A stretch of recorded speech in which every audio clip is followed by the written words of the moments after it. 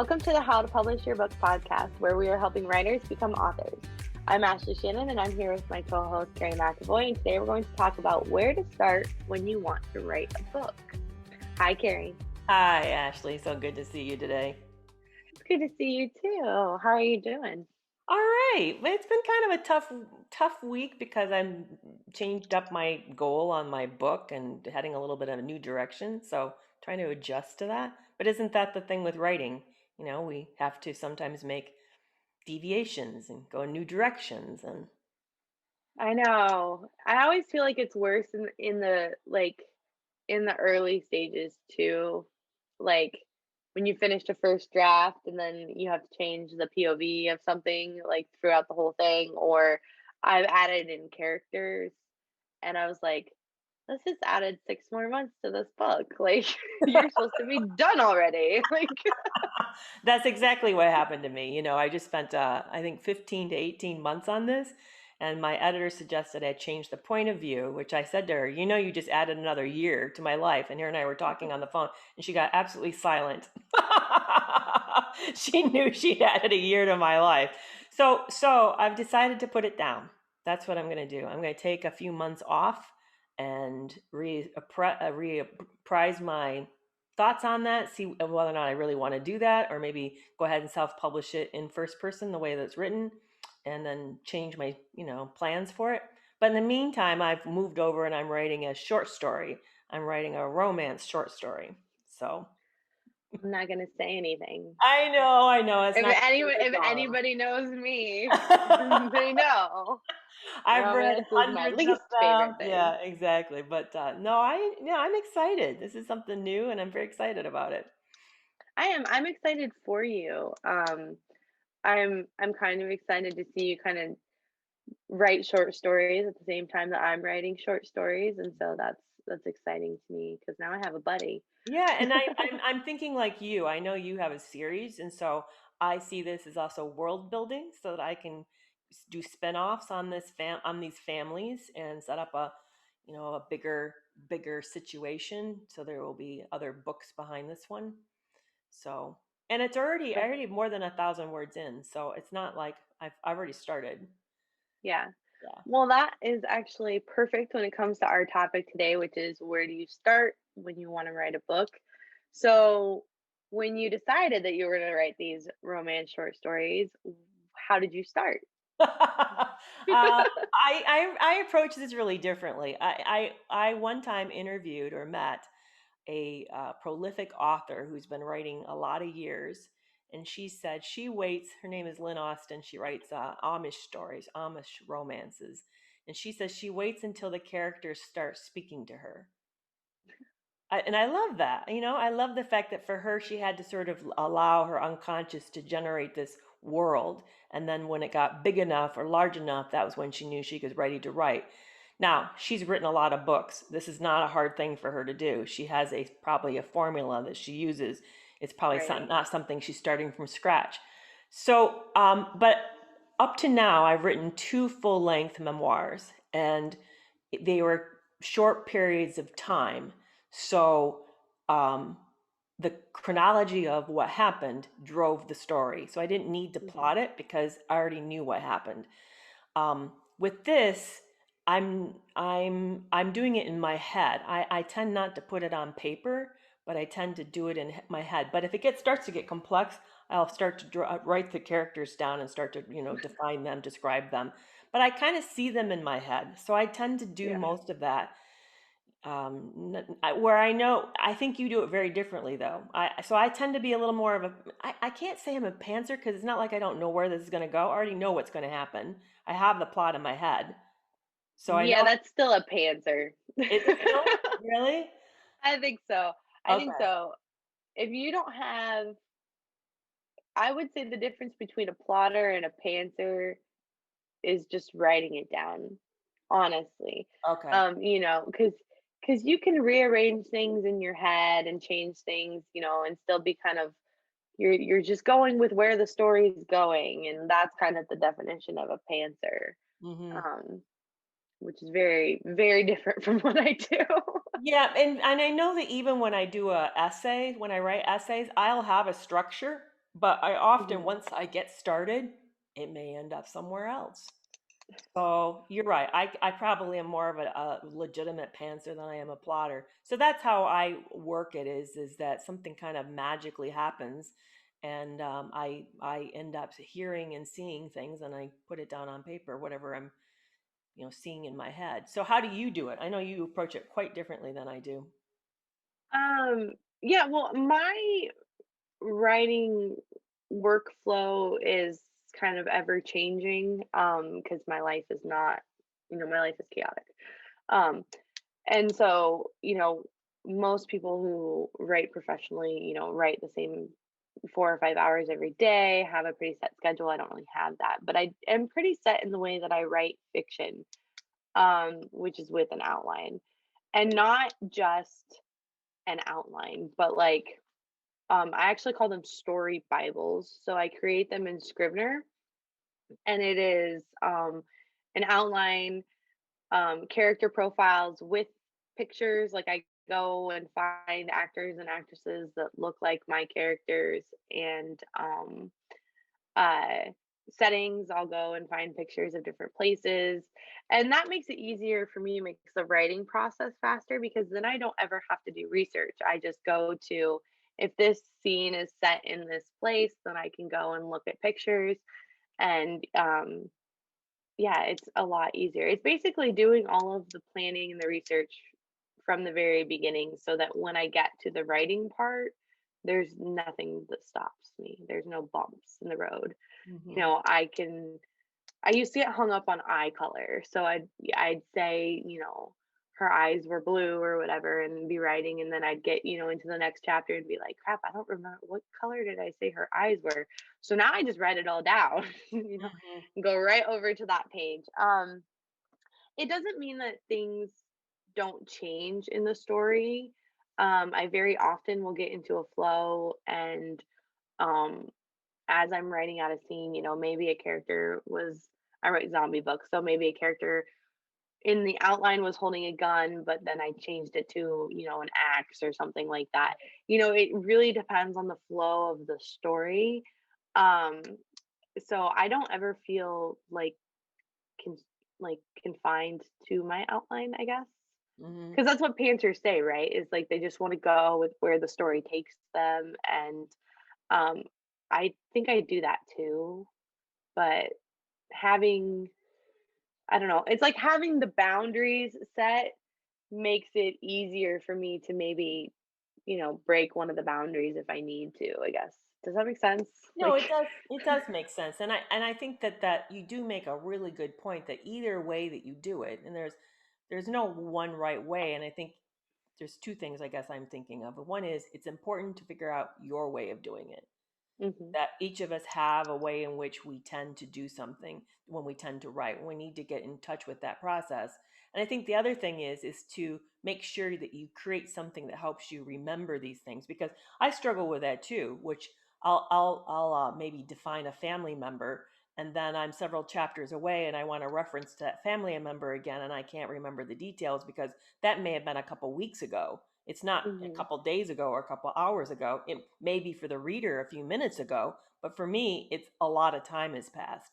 And so I can get anxious when I move from chapter to chapter. I want to make sure the flow feels consistent, like it's the same voice. But yet for me, it may be days over a period of time that I've written this, and I get a little nervous, hoping that it feels like a continuous experience, or like there's a similarity from chapter to chapter. The voice is the same, the feel is the same, the pace is moving right.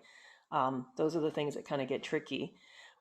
I think one thing, so one of the big takeaways is, what is your style? Are you a pantser or a plotter? And people tend to be one group or the other group. I can plot, but for me, I'm going to find I'm going to do my own thing. Even if I do that, I will end up breaking off and going in some odd direction, and it's okay. I mean, I think it's okay that one happens, that happens. I think the second thing is that there's stages of writing. And the first mhm. stage is the rough draft, and it's easy to get stuck on the rough draft. I think for me, the rough draft is probably the hardest. It's the hardest to write. I don't know. Is it hard for you to write as well? No, it's amazing how similar we write. but yet how different we are, because the rough draft is always the easiest part for me. Outlining and rough draft are my favorite parts. I hate editing with like a severe passion.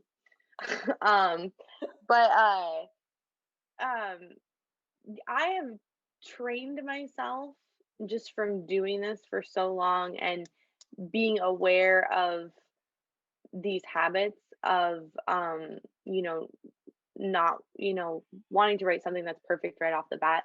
You can't. Like, Right. I don't care how clean you write copy, you cannot write a perfect first draft. Like, it just doesn't happen. And so, from listening to the Self Publishing podcast, my favorite quote is, you have to embrace the suck. Like, you just Mhm. embrace that it's going to suck. Mhm. It's not going to be your best work, but you're going to go through it again, and, as many times as you need until it is your best work. And so for me, I don't have those problems. And I used to use a website called Write or Die when I very, very first started, where if you stopped typing to read what you were typing, it would start erasing what you had typed. You're kidding. So, no. So you couldn't stop. Like, you had to keep writing, and so you couldn't edit. And that's the whole thing, is like, I do writing sprints, and I'm a really big I write on For the Words, for which, for you guys that don't know what For the Word is, I'll link it below. But it's a video game site where you write, the more words you write, the bigger monsters you defeat or whatever. It's really dorky. I love it so much. But but because it's timed and it's gamified for me, I don't stop to read what I've written. Like, I just keep writing until the monster's dead. And so, and it's the same effect as sprinting. When you sprint, you're supposed to be writing, you're not supposed to be using the backspace button. Even if you make typos, like, that's something that I've done for so long, that I've just kind of trained myself, even when I'm not sprinting. I read it when it's done. I will read if I walk away, especially during like a blog post. If I walk away to like deal with the kids or something and I come back, I will read the last two sentences and no more. Because and two sentences is enough to get me back. Okay, this is what I was saying. And so, yeah, it's just, those are like very, I don't know. There are things that you have to train yourself to do. You have to train yourself to just write it and not worry about editing it in the first draft. Now, I have a completely different process to how I do it. So, Really? yeah, I do. So, what I do is I set up a date goal, the day Mhm. that I want it done. Okay. And I try to be realistic. I try not to be insanely mean to myself. So it may be like 6 months or 6 weeks from now, or 8 weeks from now. And then I set a target for how big of a book that I want this to be. And so then Scrivener, which is a really nice thing about this program, and we should put in the program notes where to look for that app. Which, by the way, why I like Scrivener, and I'd love to hear why you like it, is because it allows me to write in a non-linear way. So I can move Mhm. chapters around inside of it as if they're files, whereas with Word, you got to cut and paste. This is just much easier, especially the bigger the file it gets, the easier this is to manipulate. It also has a corkboard for those who like to plot, so you can put up um, little clips of what happens in the scenes and then move them around if they don't work.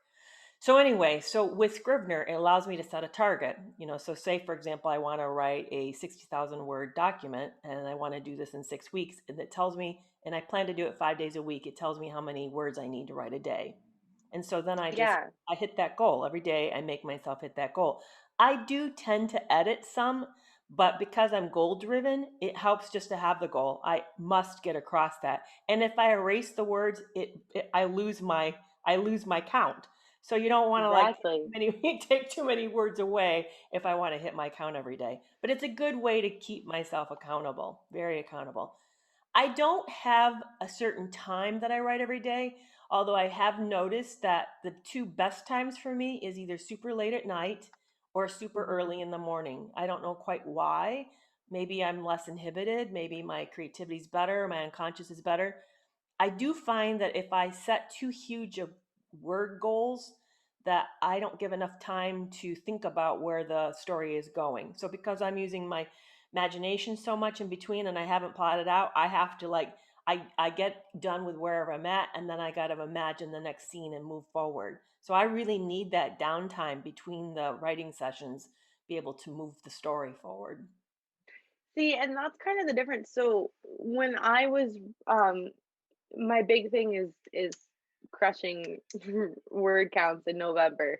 I'd like to be one of those people that crushes word counts every month, but Mhm. it's for right now, it just seems to be during NaNoWriMo. So I wrote 150,000 words of fiction during NaNoWriMo. So That's that's in 30 insane. days. Wow. And I know. And then I took like 2 months off. I've barely written since. So, Yeah. but I because I have it plotted out, then I will, and I just plot it out by chapter. I don't do by scenes. So I plot out, maybe there's 2 or 3 scenes per chapter, and it's just, this is happening and this is happening and this is happening, and it's not super super detailed, but enough that I can write a chapter and then read the index card on Scrivener, um, the plot card, and kind of go tend to my kids or do the dishes or whatever and be thinking about that so that when I sit down, I mean, I'll write a chapter very, very quickly. And so that's just kind of, I don't need so much that process of imagining it like you do. Like Hmm. I can even read it and just kind of think about it for a couple minutes and then dive back right back in. There's not a lot of in between time. And that's kind of the difference between, like, you need time to really think and kind of process things, and I've already done that in the outlining stage, so then it's just like boom, hit this point, now we're on to this point. And so I think that's probably why, I don't know, it works either way, right? Like Yeah, it yeah. doesn't matter. It doesn't matter. There's no one right way, and it's funny because I would say of the two of us, I bet you're. I tend to be probably a little more methodical of a person, and yet I'm too anxious to get into the story to plot. I love that's why I love jumping into the story. So I don't want to like spend the time putting it down on a plotting it and then turn around and writing it. I'm just anxious to get into it and get to writing it. But Oh, I totally get that, and you are definitely more methodical. Like, my life is too much with the kids and everything to really have a message or even a schedule, it seems like. But, I just never finished anything until I started plotting. Like, mm, I never finished anything. I would write these characters into a corner, and I'd get halfway through a book and be like, "Who cares?" Like, this is going nowhere, you know? So I need that. right, Otherwise, I don't, I guess I just don't think that far enough ahead to make sure that I'm not writing myself into right, issues. right. And that makes sense. The quote I heard, I love the embrace the suck one. The word one I heard, and it's another really big popular one, is Anne Lamott's is write your shittiest first draft. Mhm. And what I have actually done is posted things on my computer to remind me, so that when Yeah. I get obsessed with something or scared of something, I'll say, you know what, just write your shittiest draft. That's all that matters. Or another one is, so if it's more personal, like creative nonfiction, write what I dare not say. That's another Mhm. quote I'll put up that I read out of a book that's really, really helpful. So these things have given me the courage that I needed and the persistence that I needed just to get it down. Um, I think, why do you think people have a hard time with rough drafts? Do you think it's because we get embarrassed at what somebody will see it? Um, I think there's a lot of things. I think it's a lot of people. I ultimately think that the number one thing is fear. They're afraid, and it doesn't matter what the fear is, but they're afraid. And so because they're afraid, suddenly there's, I don't have enough time as an excuse, or who nobody's going to want to read this, or, and I think people are afraid of writing it and being bad, but more often I think people are afraid of writing it and it being good. Like I think people are more afraid of success than they are of failure. And but they think they're afraid of failure. Yeah, I don't understand that. Explain that to me. I can see being afraid. I don't want to be made a fool. So for me to write and have someone say, that's really painful. But to have it do well, that feels awesome. So I don't understand the fear of success. Do you understand it? Explain that to Oh me. yeah, totally. Well, it's that thing of if I write this and it's successful, what if I can't ever do it again? It's like writing on Medium and having a viral article is great, but if you can't ever do it again, like, it's just, and I've done that. I had a viral article right away when I started on Medium, and then I went like 3 or 4 months before I had another one, and that 3 or 4 months I was like, "Dude, I am a fraud." Like, I am like, Mm. there's no reason that should have happened to me. It was a fluke. I don't deserve this. And so I think it's just afraid of, only having one good idea, or, maybe it does good, but then you'll never be able to recreate that. I have that fear. My biggest fear is kind of both, I guess. Like, I procrastinate because if I write it, it might suck. If I write it, it might do good, but then it might be the only good thing I ever do. And if I never finish it, then neither one of those happens. So, Well, and that's a great point. It's interesting. I have had a viral one as well. It happened, okay, you and I started writing the same time on Medium. mhm, Mine occurred 6 months after I started writing. I did well 2 months in. I had a good one that did quite strong, but then I had the big one was 6 months in. I haven't had another one do as large of that, but I have had other ones do well.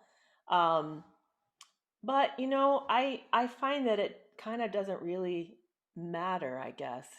What really matters is just that I feel content with what I'm doing and where I'm at and that I say my truth. But I think you have to like it forces you to dig deep of why you're doing this. Is it an mhm, expression of yourself? Is it that you want to make a point? Is it that you want to be noticed? Is it you want fame? Is it you want to make money? I mean, you have to kind of figure out none of those are wrong. They're just different drives. right. I have found the more that I try to pursue doing it again, the more elusive it gets. Yes. So I've recently just said, oh, hell with it, let go, and just be myself again. That's what happened in the first time. So I need to trust that I can, if it's in me once, it may be in me more than once. And besides, what is success? I mean, it really comes, I get very philosophical. What really is success? Is it actually having 100,000 people read something? Or is it that I look at something and say, damn, I'm proud of this article? Yeah, it's funny because I have an article in my drafts that's titled, "Success is only meaningful if it's on your own terms." Like, and Mhm. that's so true because it's like, uh, I consider myself successful now. Um, this time last year, I don't think I probably would have considered myself successful, even though, I was well on my way.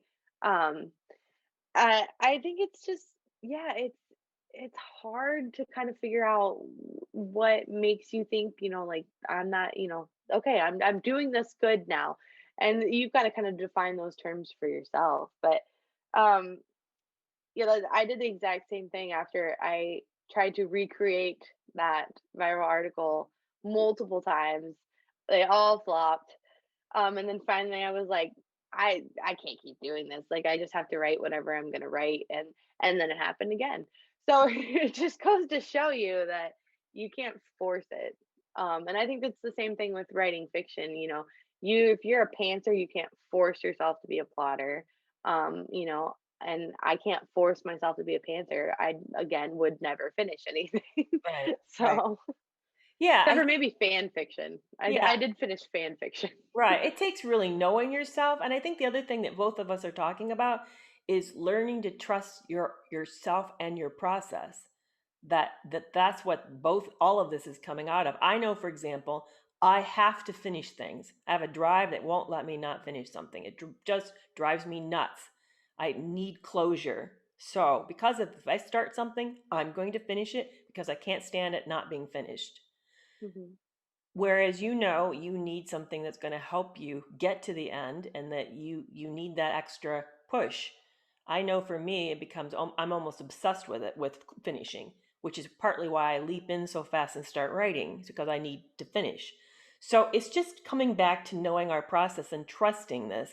And I think the other thing, back to this idea of success, to know that whatever we do is we do will do it well enough, and we can trust ourselves in that process. Mhm. That I'm still who I was when I wrote the first article or the first book. I'm still the same person, and I have the more capacity to create other ideas and worlds and books in me, that I haven't changed. I can trust whatever is in me that enables me to do this, to do it again. Yeah, and I think that I don't know, yeah, I think that okay, so you said you have to embrace your process, but I think that when you're figuring out, if you're gonna be a blogger, you're gonna write a book or whatever you're gonna do, most writers I talk to go and they try and learn from somebody else's process instead of doing the work to figuring out what their process is. And it's the same thing as like I, I'm successful on, your terms or my mom's terms or whoever's terms, but I have to figure out what success means to me. And so I think it just really means that everybody needs to be kind of digging and figuring out what works for them So as how a did you writer. so how did you do that, Ashley? How did you figure out that plotting, for example, helps you to finish? Not the actual like this was your process. How did you figure out your process? Because you're right. Everybody, we could read Stephen King. We could read, all these other various writers who have advice and then use their method, but it may not get us across the line. So how did you discover yours? Um, well, I did research on other people's process and I would try them out for a little bit. Um, and most of them didn't work for me. There's there's a book called Take Your Pants Off, and it's about teaching you how to plot. And I went through that and I bought, How to Outline Your Novel and all these different books that everybody else is using, and nothing really worked for me. Trying to follow plot points or, climaxes and all these different things. It Nothing worked for me. And then I took a master class by Shonda Rhimes. She writes Grey's Mhm. Anatomy. She's like one of my favorite shows.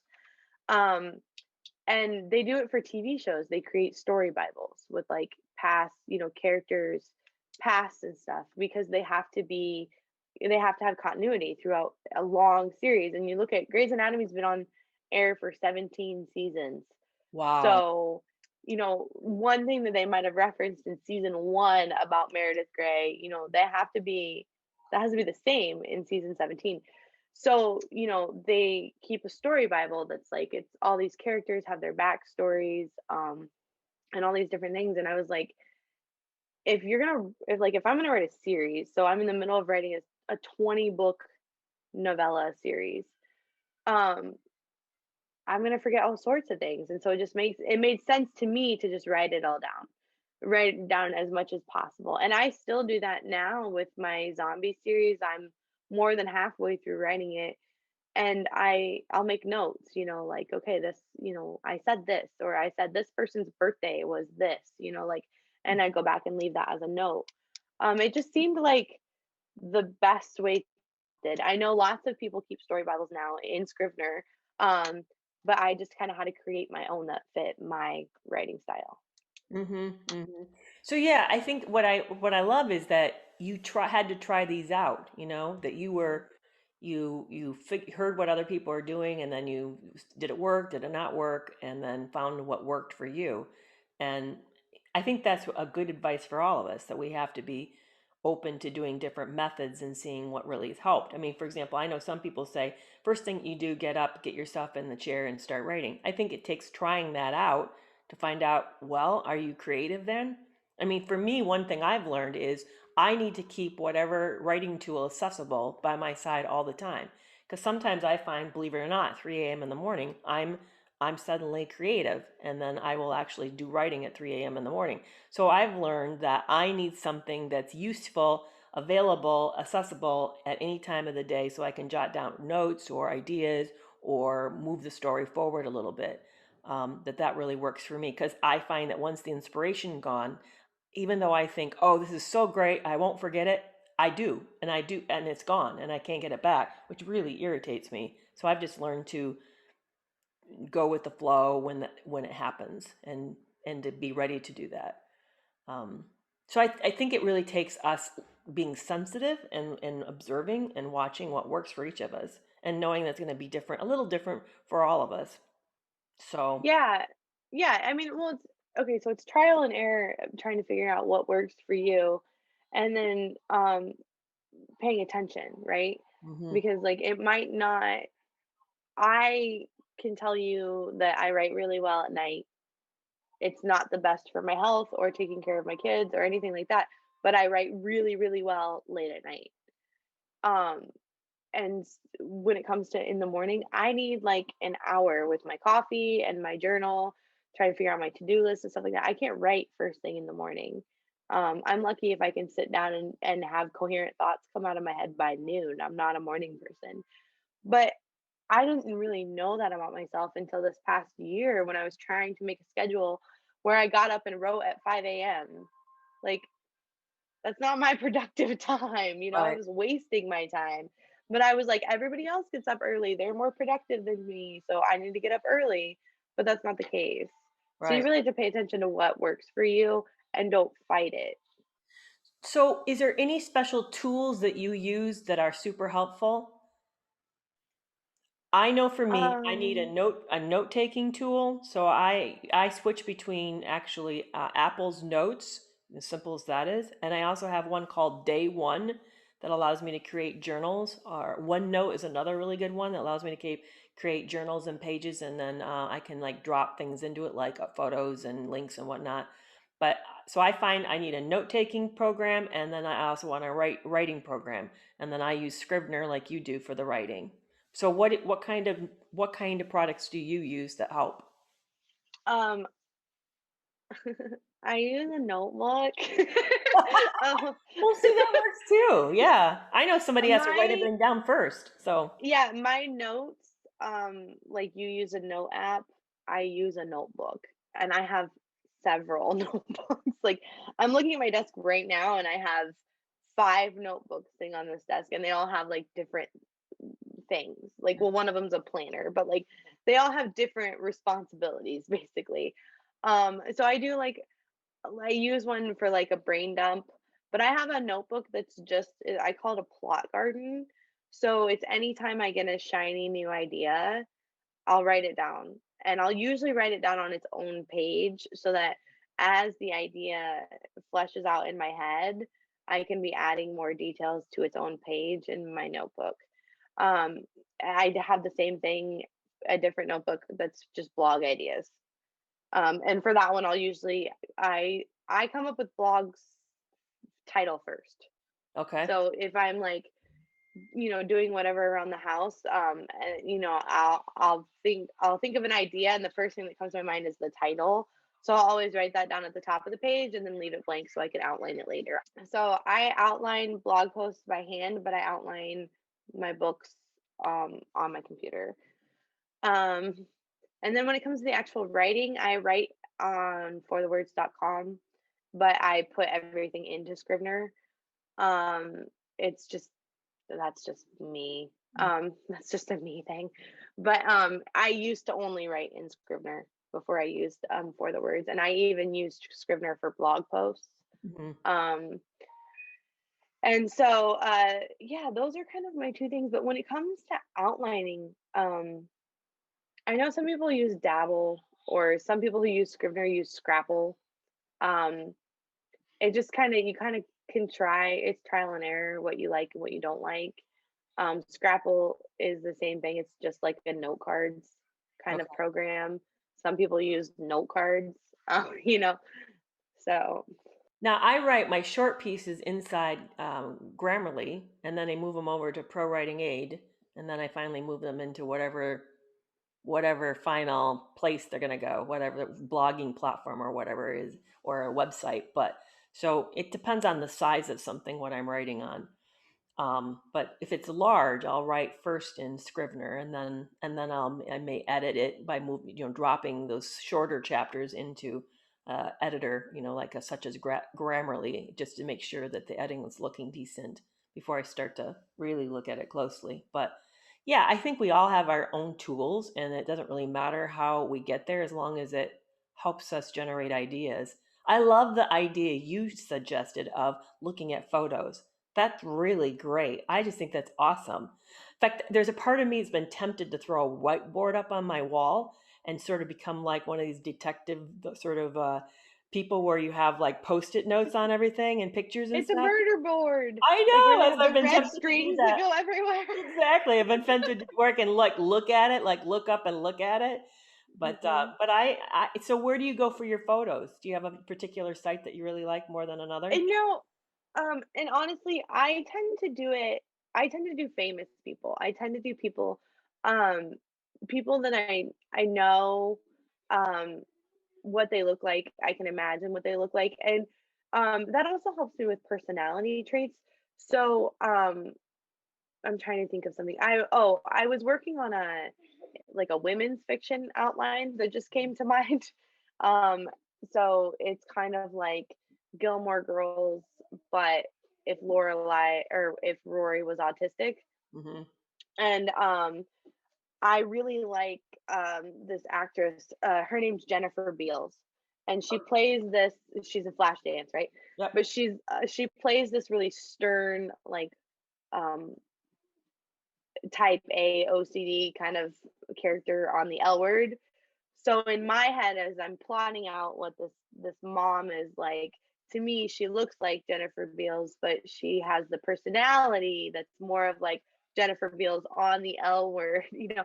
So I kind of cast things out like that, and for me, it's fun because it's kind of like, who would play you in a movie, or Hmm. who would play this character in a movie or whatever. But so I use those cues a lot, Hmm. um, because it's easier to just kind of think about, okay, this is what she looks like, and these are the personality traits, and this is somebody that I'm familiar with. Right. um I suppose that you could use like Unsplash for that, but then you're creating a whole personality and stuff from scratch, so that's even deeper than Right. I go, Well, right? So yeah, in fact, you got me thinking because I'm a psychologist, I know personality styles. I tend to think about what are their personality structure in the sense of ego strength. What would they be strong with judgment, or are they impulsive? Are they type A, or are they really like laid back? Are they perfectionistic, or are they person that just sort of like impulsively gets into trouble? But I tend to think about in these big pictures. In fact, have you heard of the Myers-Briggs type indicator? I mean, I do that for my characters. yeah, I was wondering if you do that because I think that would be kind of cool is to create a character where you could actually run through that test. There's actually a test called 16personalities.com, and you could Hmm. structure them after one of these 16 different types. So that's that's interesting. Yeah. Yeah, and I know that like so in comparison to you, when I'm crafting a character, it sounds like I do a lot more work than you. But I know people that do three, four. I mean, they'll do several personality tests, and they'll fill out these 100, question surveys, and they'll know what their character's favorite fruit was on a Tuesday. Like really all these really in-depth things, and I don't go that deep because I do like a little bit of creativity while I'm writing. Like I don't have to know everything about my characters. I like to get to know them. But I can say that if I did know everything about my character, um, I would probably write stronger first chapters, Mm, because in the beginning you're still kind of finding out who this person is, and you're still kind of working on their voice. And so I really think that I would write stronger first chapters if I did more, but mm. I don't mind editing those chapters, um going back through for the second draft, um because it's more fun for me to kind of get to know my characters as I'm writing them. This is So really interesting because see, I've written two memoirs up to now, so I mhm. haven't needed to do that because I just needed to know the characters in my life. That's very You different than having to know. you just need to know you. Yeah, exactly, exactly, and everybody I'm relating to in them. But now that I'm venturing more into fiction for the first time, although I already was writing a narrative style, so it's not the writing style that will be different, it's the character creation that will be different. So today is one of these days I've been taking a lot of mental notes. It's been very, very helpful to me. So, yeah. But yeah, it's I tend to write um when I first started writing, I tended to write very plot driven stories. And so creating character arcs and really strong side characters and having them have their own arcs is something that I've really kind of worked on throughout my writing career. And I feel like it makes you a stronger writer. I mean, there are plot driven stories that are fun to read. Like, I remember the first time I read the Da Vinci Code and I didn't understand why everyone hated it. Like, I was like Mm-hmm. in that thing. But I didn't care about the characters at all. I can't even tell you their names at this point. But No, you're like, right. And that was not a character driven piece. That was very much plot driven. And you're right. I can't mhm. remember the characters' names either, but I can tell you what happened. I remember the Yeah, story. exactly. Right. And but it's the books that really stick to me are have really memorable characters. And the one that's coming to mind right now is Looking for Alaska is my favorite John Green book, and I know that John Green's kind of like a love him or hate him kind of author. I love him. But So, yeah. Mhm. yeah, and but the character of Alaska was just like she was just so different from anything else that I had ever read up until that point. I think I read that book when I was like, I don't know, early 20s. Mhm. And so it just really like she just stuck with me. The same thing is like High Fidelity. He was just a super strongly well-written character that I identified. Anybody can identify with somebody who's going through a bad breakup. So it's the books that are really memorable to me have very strong, deep, interesting characters. And so that's kind of what Right. I'm constantly studying. Right. Right. So Yeah, right. And it's going to be interesting to see as I start to work on this. Mine will be a series of novellas as well. Is am I able to do that in a fictional sense now that I'm working off something that's not real and not my mhm, story? Can I do that? So, but this has really been helpful. I think the benefit for me is having 20 years worth of experience of sitting with clients. I've gotten to mhm. see a lot of rich content. Um, so I will be able to kind of fall back on types, character types, the complexities of them. So, but I love Yeah, that idea. see? Story Bible. That's really cool. I love your names for things, like even the plot. That's really cool too. Okay, disclaimer though, Plot Garden is a book by Chris Fox. I didn't come up with that term. I Yeah, and didn't then come up with the Rocket term Ride. story Yeah, I Bible. know. That's yeah, Can't take credit. I know. I hear you. I hear you. All right, guys. Well, I'm really glad that you guys got to come and hang out with us and tune in. I have no idea. I was going to say this is what we're talking about next week, but I have no idea what we're talking about next week. It will be about branding, though. It will be something that has to do with marketing. So we'll take that one step further next week.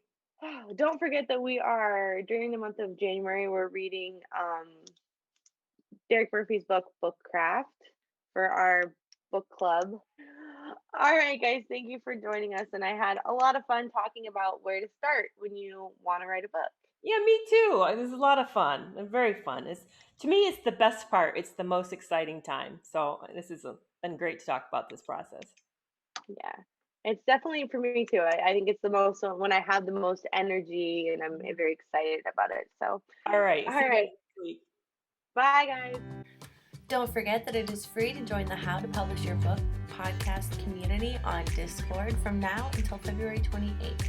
You can find out all the information you need to know in the links in the show.